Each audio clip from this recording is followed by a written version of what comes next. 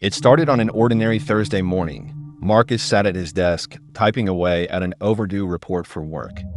His one-bedroom apartment on the 15th floor offered a decent view of the sprawling city below. Normally, the sight of the bustling streets and distant skyline brought him comfort, a sense of life continuing, even when he felt stuck. But today, something was off. It began with a shadow crossing his peripheral vision. At first, he dismissed it as a bird, or maybe the fluttering of curtains from a neighbor's window. But the movement persisted, subtle but undeniable. Finally, curiosity got the better of him. He pushed his chair back and walked to his own window. He wasn't prepared for what he saw. In every window of the adjacent high-rise across the street, people stood motionless, staring outward. Men, women, and even children were positioned perfectly in their frames. No one spoke, no one moved. Their eyes weren't on Marcus or anyone specific.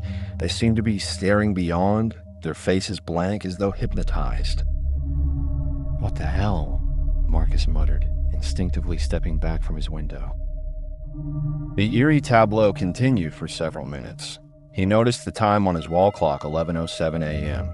The silent onlookers remained frozen until the clock struck 11:27. Then, without any discernible signal, they turned away in unison, disappearing back into their apartments. Marcus felt a chill crawl up his spine.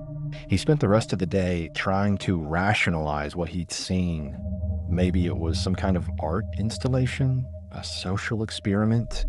He even considered calling a friend to ask if they'd noticed anything strange, but ultimately decided against it.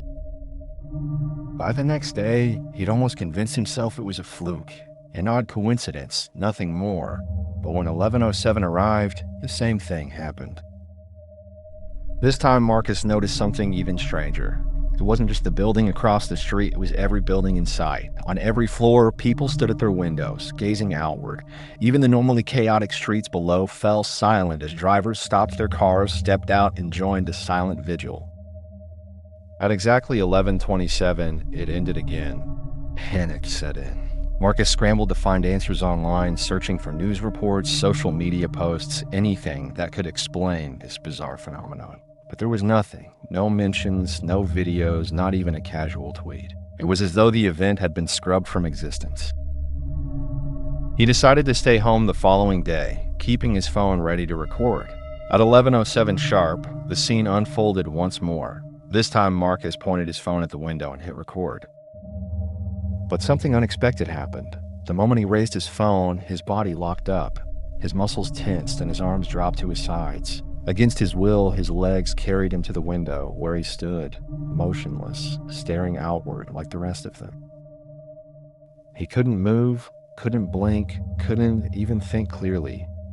His mind felt foggy, distant, as though submerged underwater. A faint hum buzzed in his ears, low and rhythmic, like the drone of a far-off engine. When it was over, Marcus snapped back to himself, gasping for air as if he'd been holding his breath the entire time. His phone was still on the desk, untouched. Terrified, he called his friend Sarah. "You haven't noticed anything weird lately, have you?" he asked, trying to sound casual. "Weird how?" Sarah replied. "Like people staring out their windows at the same time every day?" There was a pause. Then, with a nervous laugh, she said, "Marcus, are you okay? That doesn't sound normal." "I'm serious, Sarah. It's happening all over the city. Haven't you seen it?" "No, She stopped mid-sentence. "What? What is it?" I just realized something. Every day around 11, I get this urge to go to the window. I don't know why, but I always ignore it. I thought it was just me being restless." Marcus's stomach dropped. "Don't ignore it tomorrow. Watch and see what happens." The next day, Marcus waited by his phone, anxiously watching the clock tick closer to 11:07. When the time came, he fought the pull as long as he could, clinging to the armrest of his chair. But the force was overwhelming. His legs carried him to the window again, and his mind went blank. When he regained control at 11:27, his phone buzzed. It was a text from Sarah. "I saw it. What is this? What's wrong with him?"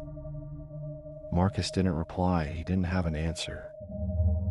The next few days blurred together. The pattern continued without fail. People stared for 20 minutes, then returned to their lives as though nothing had happened. Marcus's anxiety grew with each passing day. He barely slept, barely ate. Then on the 7th day, the pattern broke. At 11:07, Marcus felt the familiar pull. He tried to resist, but his body moved against his will. This time, when he looked out the window, he saw something different. The streets were empty. Not a single car or pedestrian remained. The buildings were the same. No one stood at their windows anymore. For the first time in a week, Marcus was completely alone. The humming sound returned, louder now. He glanced up at the sky, and his blood turned to ice.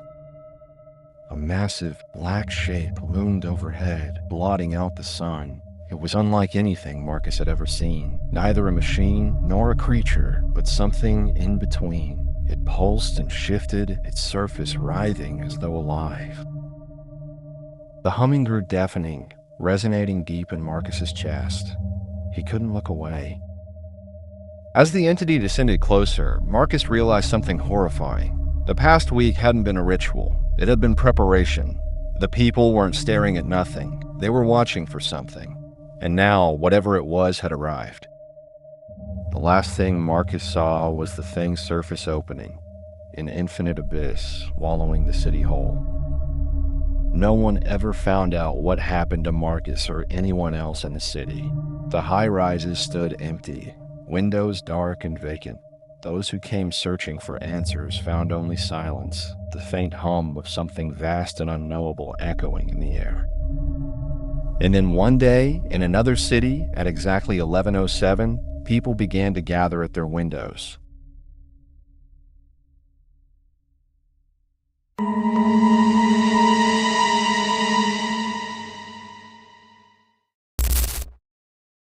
In the dense heart of the city, where the streets never truly fell silent and the lights of residential high-rises blurred into constellations, an unsettling rumor began to take root among the residents of Ashwood Heights.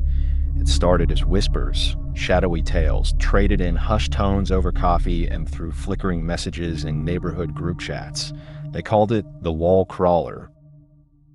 It was first seen by a woman named Karen on the 23rd floor of Tower C. She had been sitting alone in her dim living room, scrolling mindlessly through a streaming app when a faint scraping sound drew her attention to the window. She thought it might be a bird or loose scaffolding swaying in the wind, but as she peered closer, her blood turned to ice.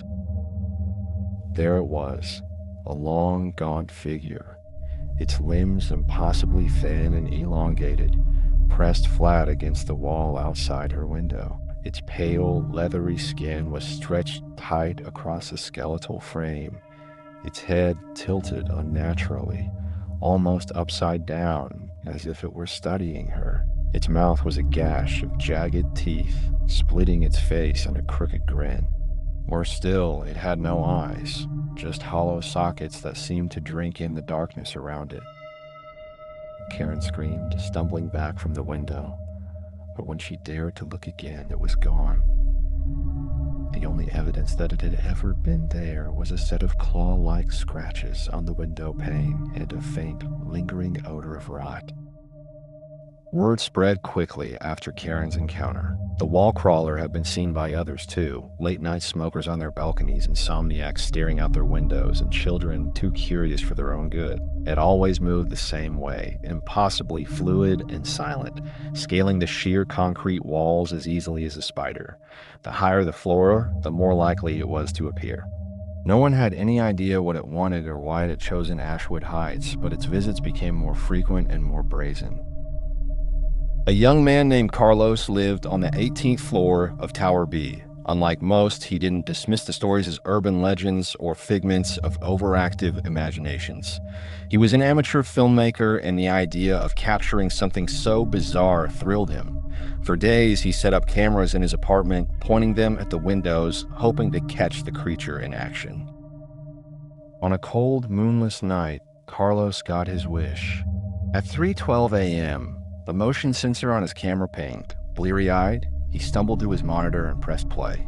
The footage was grainy but unmistakable. There it was, the wall crawler, scaling the side of the building. Its movements were grotesque yet mesmerizing, its limbs bending and twisting in ways no humans could. It stopped at Carlos's window and peered inside, its head twitching with rapid, jerky movements. Carlos froze as he watched it press one skeletal hand against the glass, leaving behind a smear of some black, viscous fluid. Then it turned, as if sensing it was being watched, and its eyeless sockets seemed to lock onto the camera. A guttural growl emanated from the speakers, and the feed abruptly cut to static. Carlos never uploaded the footage. The next morning, his apartment was empty. His door was locked from the inside, and his phone and wallet were left untouched on the kitchen counter. The only clue was a series of long, deep scratches etched into the wall near his window. As days turned into weeks, the fear in Ashwood Heights grew. People began boarding up their windows and drawing their curtains tight, refusing to look outside once the sun set. Maintenance workers reported finding slimy, foul-smelling trails on the building's exterior, and on rare occasions, what looked like fragments of brittle, yellowed bone. The wall crawlers seemed to be growing bolder, appearing earlier in the evening and lingering longer outside the windows it chose to haunt. Then came the night of the blackout. It was mid-December, and a brutal storm had knocked out power across the city. The high-rises of Ashwood Heights were plunged into darkness, their usual glow replaced by a menacing void. For hours, the only sounds were the howling wind and the occasional crack of thunder. At 2 a.m., amidst the storm, a single scream shattered the stillness. It came from Tower A, where an elderly woman named Mrs. Dupree lived on the 29th floor. Her neighbors later said they had heard her pleading, her voice trembling with terror. "Stay away," she had screamed. "Oh God, please, no." When maintenance workers forced their way into her apartment the next day, they found the window wide open, the curtains flapping in the icy wind. Mrs. Dupree was gone. The only trace of her was a streak of blood smeared across the window frame, as though she had been dragged out. In the weeks following the blackout, Ashwood Heights became a ghost town. One by one, the residents packed their belongings and fled, leaving behind darkened apartments and unanswered questions. The city declared the buildings condemned, citing structural issues and unexplained health hazards. But those who lived there knew the truth. To this day, some say that if you pass by Ashwood Heights late at night, you might catch a glimpse of the wall crawler. It clings to the buildings like a grotesque shadow, its hollow sockets staring out over the city, waiting for its next victim. And if you're unlucky enough to meet its gaze, don't scream. It might just take that as an invitation.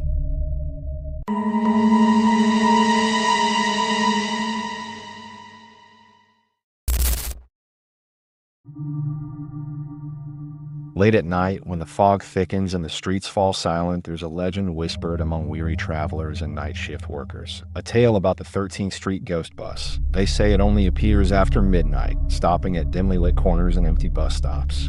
Its destination sign flickers erratically, displaying destinations that no longer exist. End of the line, Purgatory Depot, and nowhere.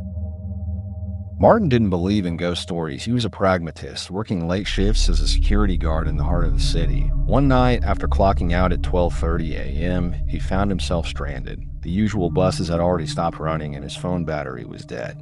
The thought of walking the 10 miles home was unbearable, so he sat on the cold bench at the 13th Street bus stop, hoping for a miracle. A low rumble broke the silence. Headlights pierced through the fog, growing larger as the sound of an engine groaning under immense weight approached. A bus pulled up, its exterior battered and streaked with grime. The windows were dark, reflecting nothing but the swirling mist around it. Martin hesitated. The bus's sign flickered violently, cycling through nonsensical names before settling on All Souls. The doors creaked open, releasing a gust of frigid air. The driver was barely visible, his face obscured by shadow and the brim of a weathered cap. "Need a ride?" the driver asked, his voice gravelly and low.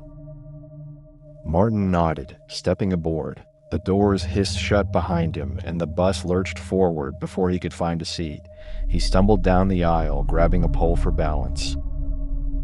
The interior was dimly lit, the flickering fluorescent lights casting eerie shadows. The seats were occupied by silent passengers, their heads bowed, faces hidden beneath hoods or hats. A strange chill ran through Martin, but he brushed it off as exhaustion.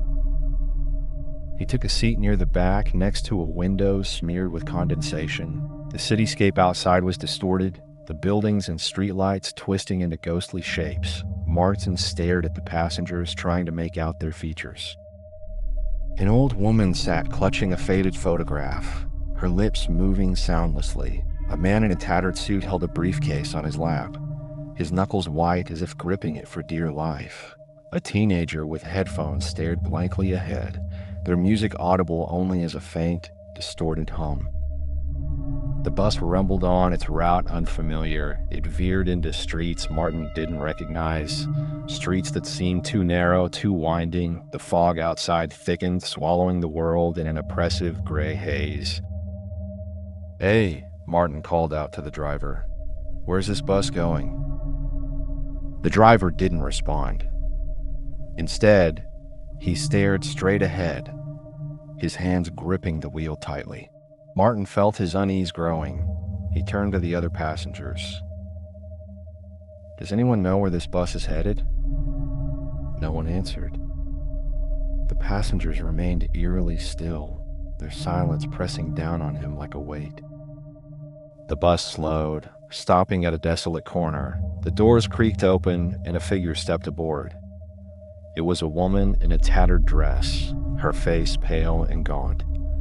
She moved with an unnatural grace, her feet barely seeming to touch the floor. She sat down a few rows ahead of Martin, her head turning slightly as if she could feel his gaze. Martin's heart raced. Something was deeply wrong. He reached for the cord to request a stop, but it was missing, just a frayed string hanging limply. The bus began to move again, faster this time. The engine growled, the vibration shaking the floor beneath Martin's feet. The windows fogged over completely, erasing any view of the outside world. He stood up, gripping the seat backs as he made his way to the front. "I need to get off," he shouted. The driver glanced at him, and for the first time, Martin saw his face, or what remained of it. Hollow eye sockets stared out from a skeletal visage, his flesh clinging to his bones in tattered strips. The driver grinned, revealing rows of broken, yellowed teeth. "You're already on the ride," the driver rasped. "There's no getting off now." Panic surged through Martin. He turned back to the passengers, but their appearances had changed. The old woman's eyes were empty pits, her photograph now a blank square of paper. The man in the suit was a decaying corpse, his briefcase leaking black ooze. The teenager's headphones dripped with blood, their mouth hanging open in a silent scream. Martin stumbled backward, falling into his seat. The bus accelerated, the lights flickering violently. The air grew colder, each breath forming clouds of vapor.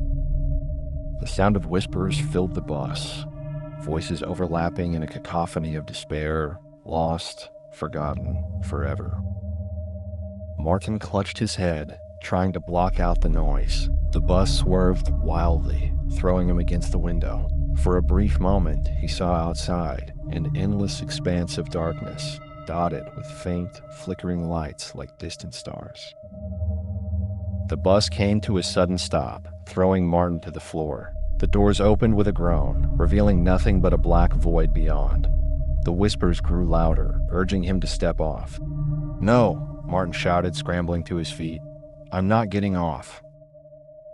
The driver laughed, a bone-chilling sound that echoed through the bus. "You're not supposed to get off, boy. You're supposed to stay forever." The passengers turned toward him in unison, their hollow eyes fixating on him. Their mouths opened, releasing an ear-piercing wail that drowned out his screams. The bus's lights went out completely, plunging Martin into darkness. The next morning, the 13th Street bus stop was empty, save for a single abandoned shoe. The legend of the ghost bus grew, whispered among those who dared to walk the foggy streets at night. They say the bus still runs, collecting passengers who never reach their destinations. And if you ever find yourself waiting at 13th Street after midnight, beware. Listen for the rumble of an engine, and if a bus stops for you, look closely at its sign. If it says All Souls, don't get on. Because once you're on the ghost bus, you'll never come back.